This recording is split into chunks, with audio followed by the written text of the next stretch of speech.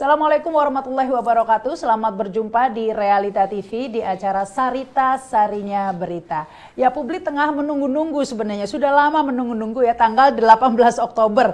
Ini khususnya mereka yang penasaran ya tentang ijazah palsu, dugaan ijazah palsu Jokowi ya. Karena kan simpang siur ya. Ada yang klarifikasi dari Rektor UGM, ada yang kekeh mengatakan bahwa itu palsu. Nah, tentunya ini semua berharap dari persidangan akan terungkap dengan terang benderang begitu ya harapannya. Namun tampaknya penonton kecewa hari ini ya, karena ternyata sidang tersebut sepertinya ditunda. Namun apa yang sebenarnya terjadi dalam sidang tadi, ini sudah hadir pengacara ya dari Bambang Trimulyono, Bang Egy Sujana. Assalamualaikum Bang. Waalaikumsalam warahmatullahi wabarakatuh. Ini cerita nih Bang, jadi gimana ini sidang tadi Bang? Ya, kita berharap dalam pengertian ilmu hukum, ini kan namanya peristiwa hukum, adanya pihak penggugat dan yang digugat. Nah, harapan kita sebagai penggugat bisa hadir di persidangan, tetapi justru klien saya ditahan. Jadi otomatis penggugat nggak bisa hadir. Nggak bisa hadir, tapi hakim mengingatkan tadi kenapa penggugat nggak hadir, kayak pura-pura nggak tahu gitu, itu kan istilahnya. Jadi gondok saya tadi istilahnya. Klien kami bukan tidak mau hadir, ditahan bagaimana? Dan itu kan tidak benar kalau dalam perspektif hukum pidana berhimpitan dengan perdata. Menurut peraturan Mahkamah Agung nomor 1 tahun 56 itu harus didahulukan perdata, pidananya dikesampingkan. Nah, tapi polisi ngeles bahwa nggak ada urusan dengan ijazah palsu, katanya dengan berkait dengan mubahalah. Nah, saya bertanya lagi, kalau mubahalah apa hubungannya dikaitkan dengan ijazah palsu? Kalau tidak karena ijazah palsu, karena dia kan mubahalah karena untuk ijazah palsunya. Gitu loh. Jadi Mubahalah berkesaksian bahwa ijazah palsu itu benar dugaannya gitu. itu. Jadi ya nggak bisa dipisahkan ya, dong. Nggak bisa. Kenapa terus polisi misahkan nggak ada urusan dengan ijazah palsu? Di situ saya kira. Tapi sebelum kita menginjak ke sidang, sebenarnya ini pertanyaan banyak orang masih bingung. Ini sebenarnya Bambang Trimulyono ditahan kasus penistaan agama. Penistaan agamanya siapa sih ini Bang? Itulah yang kita juga persoalkan. Saya sebagai lawyernya juga, ada tim kita juga yang sudah ke Mabes Polri. Itu agama mana yang dinodai atau dinista? Islam. Kalau Islam bagian mananya? Mubahalah. Mubahalah apanya yang menjadi penistaan? Itu kan ajaran Islam. Karena situasi mubahalah itu maknanya adalah terhadap satu peristiwa, saya menganggap ini benar, situ menganggap tidak benar. Tidak ada saksi yang bisa meyakinkan semua itu. Makanya lah jatuhnya dengan cara mubahalah. Kalau secara tradisi ada orang memakai sumpah pocong misalnya. Nah, itu kalau Islam kan nggak ada sumpah pocong. Yang ada yang mubahalah itu untuk meyakinkan bahwa benar apa yang kamu sampaikan itu. Kalau saya salah, saya dilaknat atau mendapat azab dari mubahalah itu. Saya kira itu kan ajaran. Karena mungkin katanya ada kata-kata yang dianggap nista begitu, menista agama begitu. Enggak ada nih Pak, bagian yang mana coba? Enggak disebutkan. Enggak Barangkali ada. karena menyebut kata-kata ini gitu misalnya dalam mubahalah. Malah awalnya Gus Nur itu kan juga ditahan. Itu diiming-iming oleh polisi nggak bakal ditahan, nggak bakal begini, pokoknya baik-baik supaya Gus Nur mau. Waktu tingkat pertama saya menyarankan nggak usah datang. Karena kita udah tahu polisi ujungnya ditahan. Karena saya juga pernah merasakan gitu. Padahal kita sebagai advokat tuh nggak boleh dipersoalkan. Ada undang-undangnya, Undang-Undang nomor 18 tahun 2003 tentang advokat. Pasal 16 bahwa advokat di dalam membela kliennya tidak dapat dituntut pidana dan tidak dapat digugat perdata. Itu ada pasal 16. Tapi tetap aja waktu saya bela Prabowo bilang pemilu curang, saya di penjara. Kalau Bang Egy sih bukan karena itu, pokoknya di penjara aja, entah apa sebabnya. Pokoknya harus di penjara. Ya gimana masa di penjara nggak boleh, nggak ada jelasnya deh. Nah kembali ke mubahalah, jadi persoalannya tadi kembali ke sidang, itu saya terangkan bahwa tidak bisa hadir karena ditahan. Maka saya berharap Majelis Hakim minggu depan tanggal 31 hari Senin ya, dimajuin 1 hari itu untuk supaya studi kiranya Bambang Tri bisa dihadirkan sebagai prinsipal penggugat. Dan tadi dari pihak yang digugat, Saudara Joko Widodo tidak datang. Nah, saya tidak merendahkan nama Joko Widodo, tidak panggil Bapak, karena kalau seumur saya lebih tua dari Jokowi. Jadi yang lebih utama itu memang dalam konteks gugatan kan kepada saudara. Ya. Itu dia kapasitas perilakunya yang dianggap sudah puluhan tahun lalu. Karena kita menggugatnya SD, SMP, SMA menurut Bambang Tri. Saya sudah cross check betul. Ini kok jangan main-main ini kepala negara kita, presiden kita. Jangan sampai jadi hoax. Dia sumpah-sumpah. Itulah dibuktikan dengan mubahalah.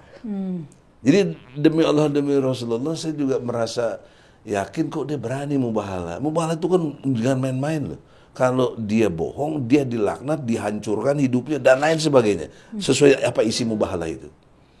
Nah, sebaliknya yang pihak lawannya yang dikaitkan dengan konteks ijazah palsunya, kalau ternyata Bambang Tri yang benar, ya dia dihancurkan. Nah, jadi kan gimana keimanan kita sebagai orang yang beriman kepada Allah dan dia menyebutnya demi Allah. Tapi gara-gara itu malah dipenjara. Nah, itulah makanya. Yang jadi mubahalahnya dijawab oleh aparat kepolisian ya, bukan oleh Allah yang menjawab, yang mengeksekusi. Ya. Tapi ya menariklah kita lihatlah kan endingnya belum selesai nih.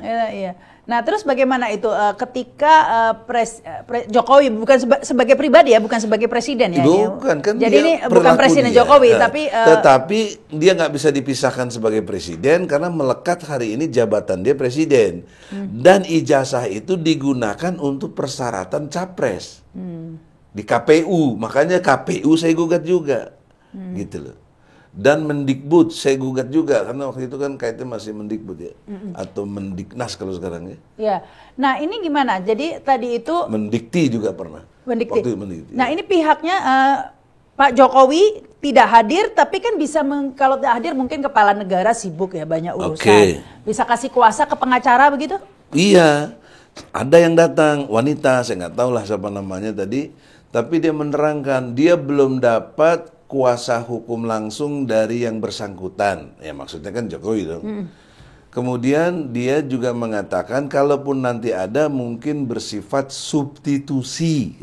Maksudnya substitusi apa tuh Bang? Substitusi itu misalnya Rahma ngasih kuasa ke si Fulan.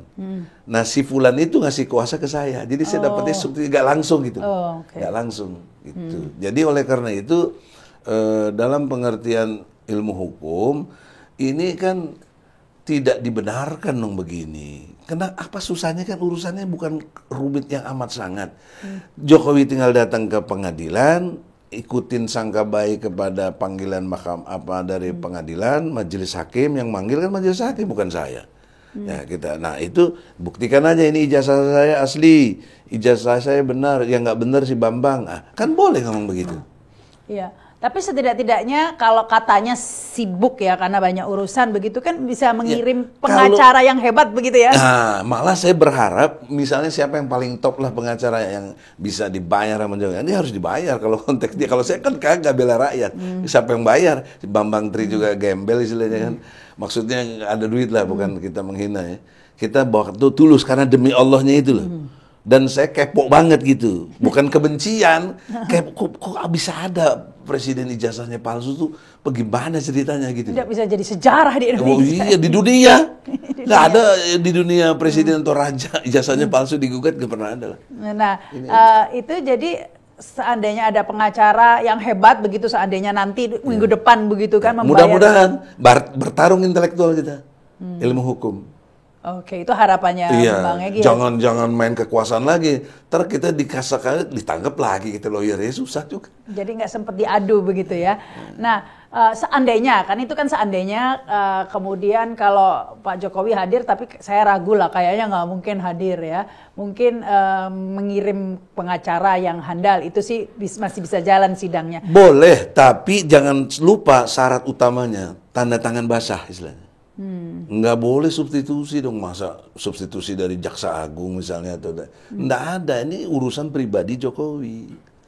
Nggak boleh pakai lembaga kenegaraan itu. Oh, jadi substitusinya dari kejaksaan dulu tadi? Itu yang sih ngomong yang perempuan tadi itu yang datang, siapa, maaf namanya saya nggak ingat tadi. Oh, oke.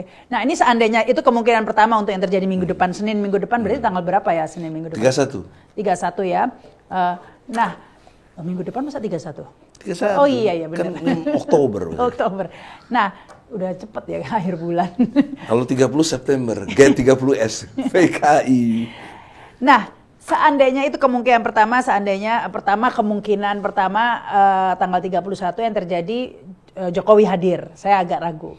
Yang kedua, kirim pengacara dengan tanda tangan basah begitu ya, bukan substitusi seperti yang dikatakan tadi. Betul. Nah, seandainya kemungkinan yang ketiga, begitu lagi, nggak hadir lagi dengan mengirim perempuan tadi tuh yang Bang Egy lupa namanya tadi tuh. Maka saya mengajukan first take. Itu apa yang first take itu putusan pendahuluan untuk menyelesaikan persoalan ini. Jadi kewenangan dari majelis hakim. Keputusan tanpa, biasanya kan kalau tiga kali tidak hadir langsung diputus bahwa menang penggugatnya begitu kan? Iya begitu maksudnya. Artinya dengan segala hormat, Jokowi ijazahnya palsu kalau tidak datang lagi. Nah, saya bisa aja nggak harus 3 kali toh, kan sudah dibuktikan. Masa orang 2 kali harus 3 kali, keledai aja nggak mau 2 kali terjebak. Ini. Jadi 2 kali aja Bang Egy mau minta agar sudah ditetapkan saja bahwa Bambang Tri yang menang begitu ya? Iya dong, itu kan logik dan ilmu hukum, bukan gambling. Nah, misalnya UGM menyatakan benar, datang. Nyatakan diri sebagai gugat intervensi. Yang SMA 6 datang. Ya, saya udah lihat di medsos SMA 6 bikin klarifikasi, tapi menarik sekali itu pernyataan-pernyataan di medsos itu. Belum lihat ya? Enggak. Yang SMA 6. Ya, gimana? Ya, antara lain misalnya saya guru bahasa Inggrisnya Jokowi. Waktu kelas 3 katanya. Jokowi itu bagus bahasa Inggrisnya. Pokoknya anak yang cakap dan lain sebagainya lah. Nah, kan masyarakat bisa nilai bagaimana misalnya. Saya tidak menguji, saya juga tidak ahli dalam bahasa Inggris ya. Cuma maksud saya kok nggak sesuai dengan fakta gitu. Yang kedua ada lagi yang menjelaskan gurunya dulu tahun 1980 ini namanya SMPP gitu tuh. Nah, SMPP itu sekolah menengah pembangunan akhirnya, persiapan pembangunan atau apa gitu. Tapi di dalam kurungnya ada SMA 6. Nah, pertanyaan seriusnya, SMA 6 baru hadir tahun 1985 atau 86. Kurang lebih ya, pengetahuan saya begitu. Nah, bagaimana baru hadir tahun 85 atau 86, kok sudah ada di tahun 1980? Di dalam kurungnya itu SMPP dalam kurung. Jadi udah tahu bahwa akan berubah suatu saat kan nanti mungkin jika waktu yang Tunggu, jadi di ijazah itu sebenarnya ditulis SMPP 40 atau SMA 6 di ijazah?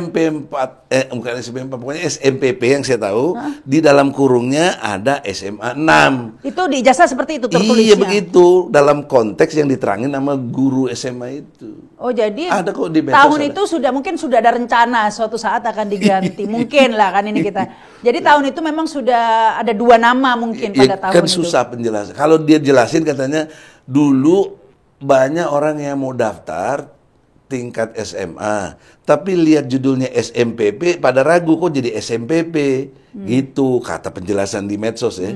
Kemudian dia buat di dalam kurungnya SMA 6. Nah, SMA 6 kan baru lahirnya tahun 1985 atau 86. Berarti udah tahu urutannya 6 itu tadi SMA-nya. Tahun 80 itu mungkin. Itu kan penjelasan kemudian. Atau mungkin saya nggak hidup waktu itu, saya masih kelas 5 SD ya.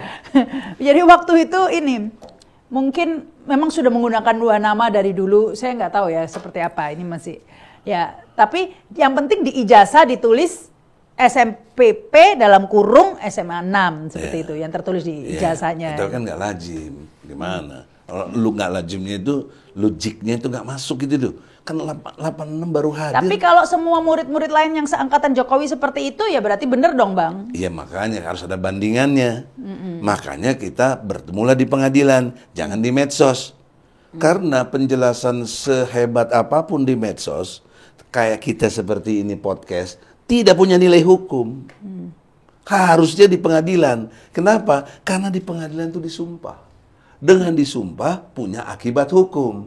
Keterangan palsu, sumpah palsu, ada sanksinya. Berat untuk itu, apalagi dan di cross check ya, karena kan tiba-tiba dulu kan memang jarang. Ini saya agak merasa lucu juga ya kadang-kadang.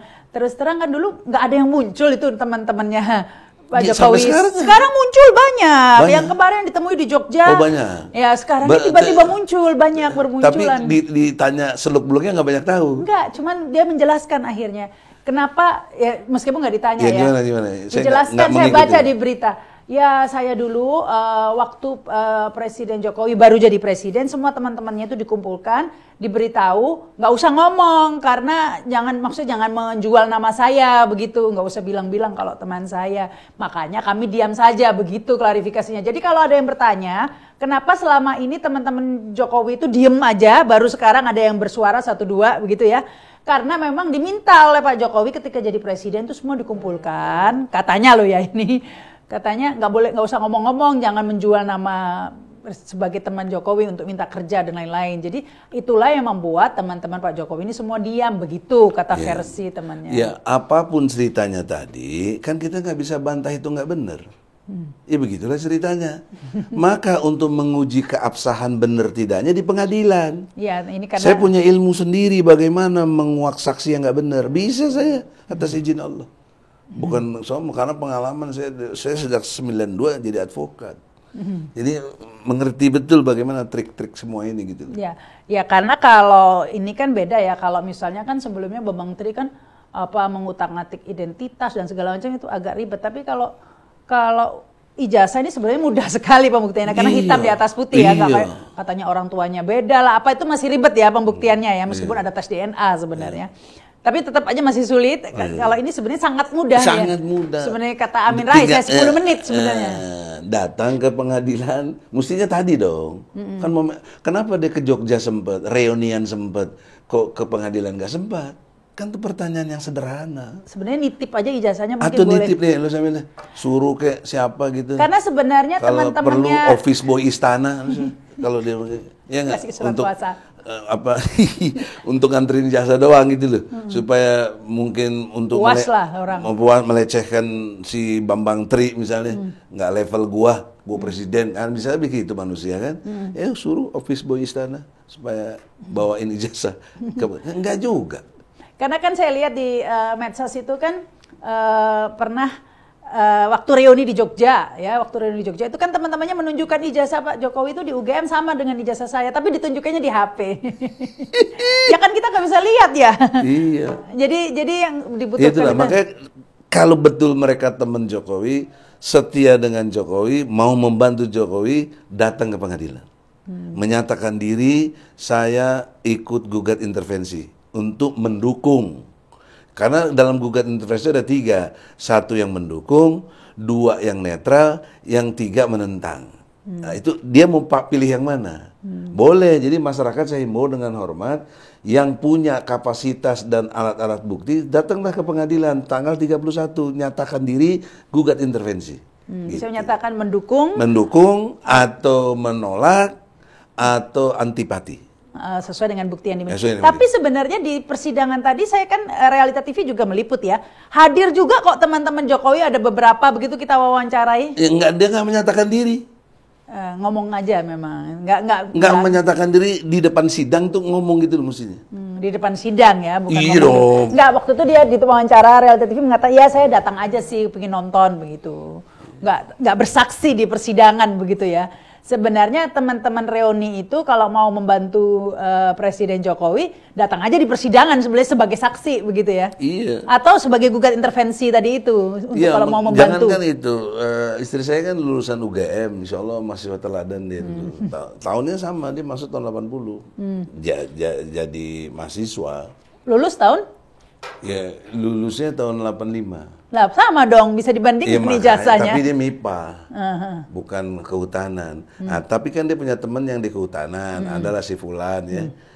Waktu di HMI mungkin ketua korkomnya gitu ya. Itu menyatakan cerita yang sampai dari saya itu si Bambang Tri kata halusinasi aja katanya. Oh betul kalau begitu ngomong begitu datang pengadilan dong. Buktikan si Bambang Tri ini halusinasi, jangan menghujat atau di luar ini.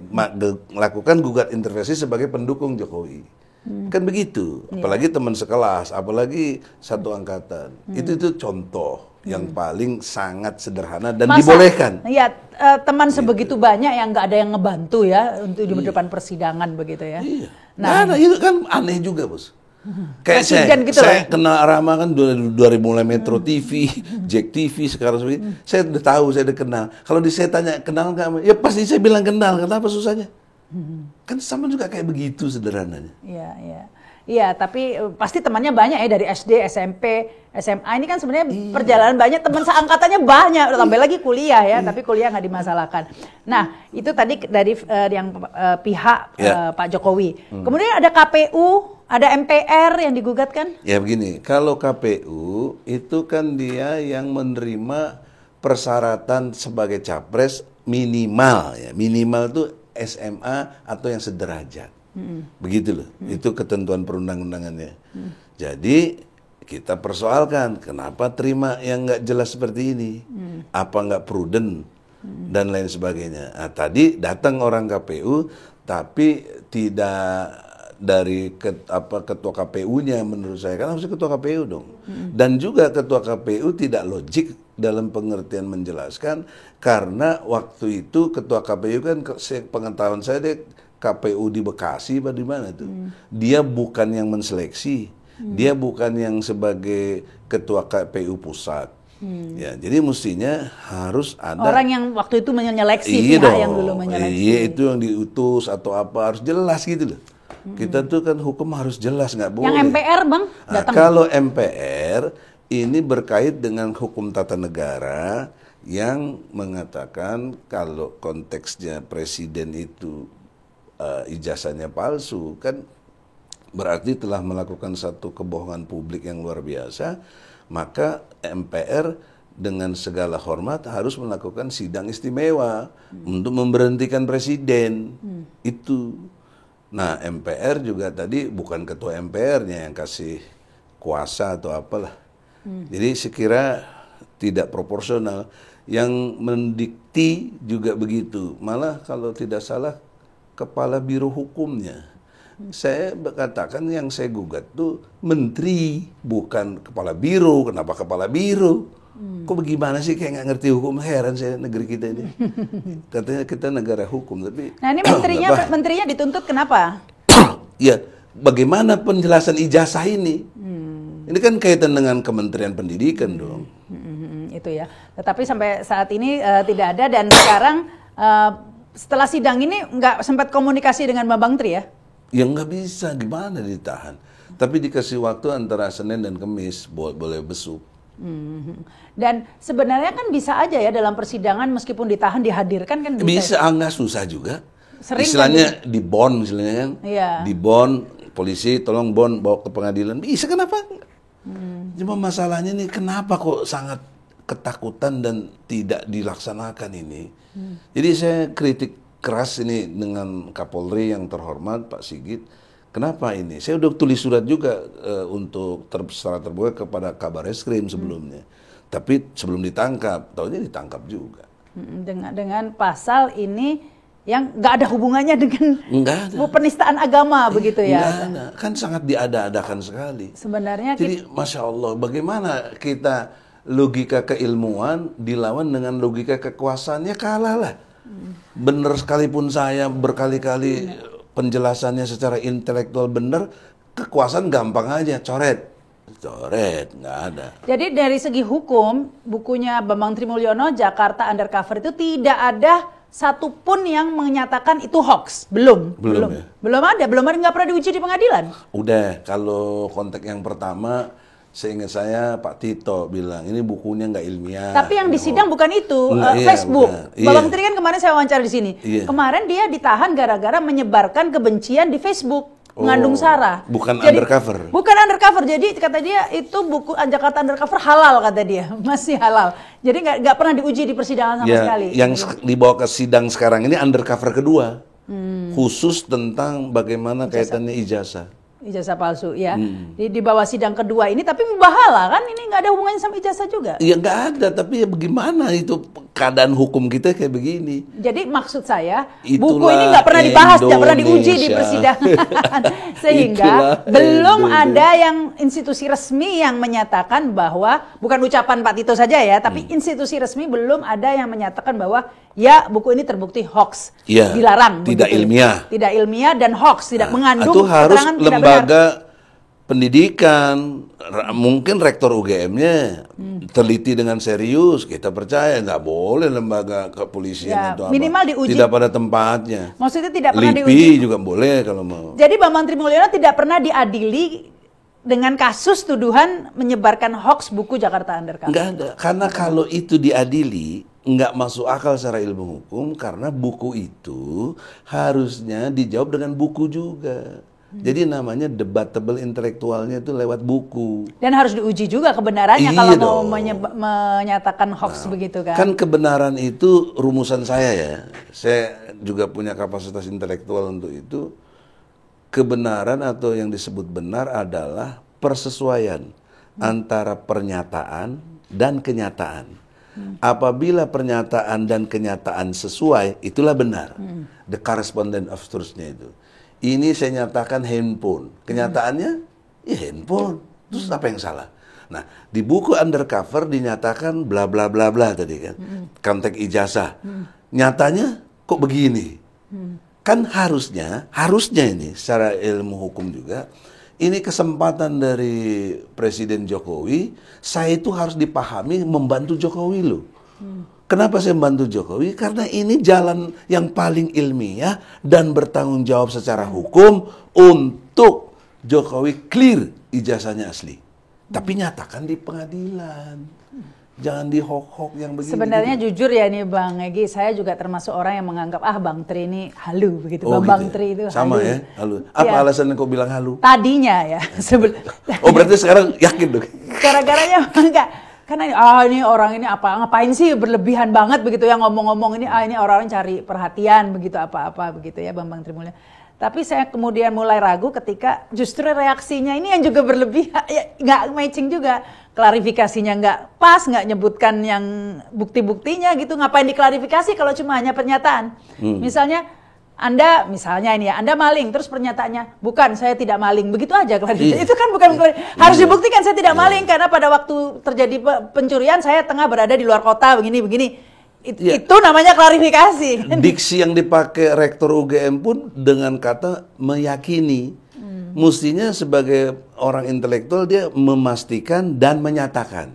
Jadi setelah dipastikan, dinyatakan ini asli. Kalau meyakini itu wilayah keimanan. Anda iman sama non-muslim, saya muslim. Itu kan keyakinan, kita susah ukurannya. Dan nggak disebutkan bukti sama sekali, nggak ada NIM gitu kan. Yang paling utama sebenarnya NIM ya, nomor induk mahasiswa itu. Karena itu kan database ya. Database itu bisa diuji dengan NIM itu. Ada lagi yang sarankan ke saya, orang Jogja. Bang, kenapa nggak lihat hasil pengumuman si Penmaru? Kalau nggak salah dulu si Penmaru. Iya, ada. Ada tuh di koran Kedaulatan Rakyat. Nah, sekarang saya himbau lah. Kalau orang yang punya kedaulatan rakyat tahun sekian itu, ya tahun 1985 kan, Iya. ya, tolong dong. Itu lulusnya ya. Maksudnya tahun 80 malah. Iya, Kan 80. penerimaan. Iya. Penerimaan mahasiswa ini ada nggak nama itu?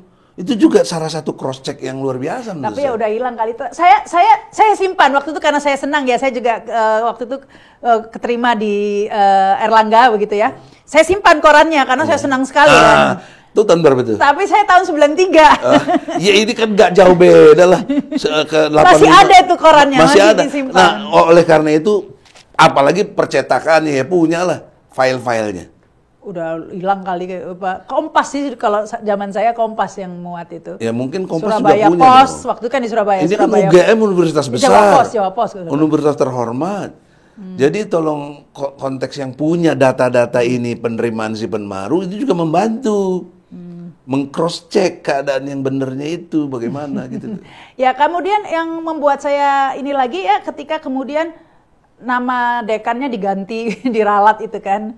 Nama dekan Pak Rektor itu iya. Itu akhirnya saya jadi Profesor Dr. Sumitro. Iya, kok diganti? Ya mulai dah saya agak iya. Kayaknya Bambang Tri nggak halu-halu banget ini mulai agak ini. Iya, terus puncaknya ketika ditangkap. Iya, betul. Waktu itu saya ditangkap. Oh, ternyata ditangkap. Saya pikir ditangkapnya karena kasus bukunya, ya kan? Iya. Ternyata kasus penistaan agama ya, ampun pasal karet lagi nih. Dan gini loh. Kalau kita ingat konteks penistaan agama, ada satu cerita yang serius namanya Ahok. Ahok itu lewat perjuangannya itu sangat panjang.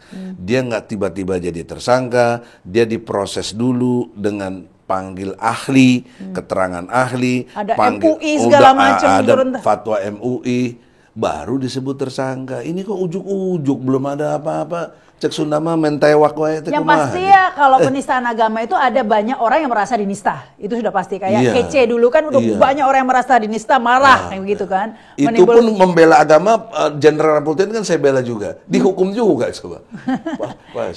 Nah ini nggak ada orang yang marah dengan mubahala itu begitu. Yang marah cuma aparat keamanan. Katanya membuat onar apa? Ya onar di istana. Masalah. Karena dikenakan juga pasal 14 Undang-Undang nomor 1 tahun 46. Itu? Ya itu. Onar itu? Iya, membuat berita bohong dan onar dan sanksinya berat loh 10 tahun. Ya gimana sih saya nggak? Pasal apa? Pasal KUHP. Undang-Undang nomor 1. Oh, tahun 1946 pasal 14. Oh, itu kan zaman Belanda dulu sebenarnya. Yang kenain juga ke Ratna Sarumpait. Iya. Kenain juga ke saya waktu ditangkap.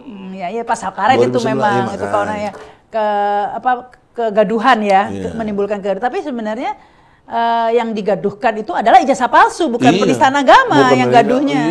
Jadi yang harusnya ditangkap itu ya kasus makanya saya ketika ditangkap, oh mungkin ini kasus ijazah palsu masih make sense gitu ya. Ketika penistaan agama saya jadi curiga, jangan-jangan nggak halu-halu banget ya. Yang pasti kita nggak tahu siapa yang benar ya.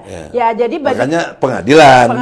Yang pasti saya nggak menyatakan Bambang Tri benar, Jokowi ijazah palsu, saya nggak menyatakan itu ya. Enggak. Cuma wajar lah. Saya juga begitu, walaupun saya lawyernya Bambang Tri, saya harus berlaku objektif. Objektif itu artinya tidak memihak. Lawan katanya subjektif. Nah, saya bisa katakan polisi sampai berani menanggap itu pendekatannya subjektif, tidak objektif. Iya dong, dia subjektif menurut dia sebagai penyidik atau apa. Iya. Jadi ya, tapi secara logika publik kan punya logika ya. Jadi wajar lah kok ngeliat kok kayak ada yang aneh ya. Ya nggak bisa disalahkan juga publik yang berpendapat seperti itu ya. Ketika kok ditangkap penistaan agama dan lain-lain, kok ini kok diralat dekannya, kok ini begitu ya. Wajarlah itu logika publik sehingga perlu diuji di pengadilan. Namun bagi kalian yang kepo harus bersabar dulu. Ini penting. Kenapa? Karena orang menuduh kita ini kebencian. Kita nggak benci, saya juga nggak benci. Saya tahu istilah kepo dari Mbak Rahma, bahwa saya itu cuma kepo kok pengen tahu kenapa dituduhnya kebencian. Ada si Fulan tulis dari suami saya meyakini, gimana suami sudah datang coba di pengadilan. Ya, orangnya kan tahu siapa. Ya karena banyak kesaksian kemudian yang baru keluar akhir-akhir ini anehnya. Karena isu ijazah palsu ini sebenarnya udah lama kan. Iya. Nggak ada yang membantu Presiden Jokowi. Saya sampai kasihan Presiden kita ini dibully ya. Kok nggak ada sih teman-teman seangkatan yang bantu? Kok nggak ada sih? Nah baru sekarang ketika sudah digugat, tiba-tiba keluar tuh bermunculan yang membantu itu ya. Meskipun agak dan bermunculannya itu tidak proporsional. Harusnya datang ke pengadilan. Iya juga. Dengan bawa bukti apa dia punya buktinya? Ya jadi bagi yang kepo atau penasaran begitu ya, ingin tahu apakah memang hukum di Indonesia ini masih memang bisa ditegakkan atau memang sudah bisa dipermainkan sedemikian rupa begitu ya.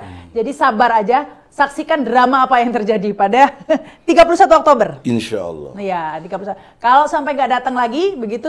Ya, first take saya minta. Ya, kami minta agak berarti semacam kayak putusan selah. tidak kalau nggak datang lagi, apa itu berarti kayak kalau boleh saya bilang ya nggak dianggap gitu, Bang.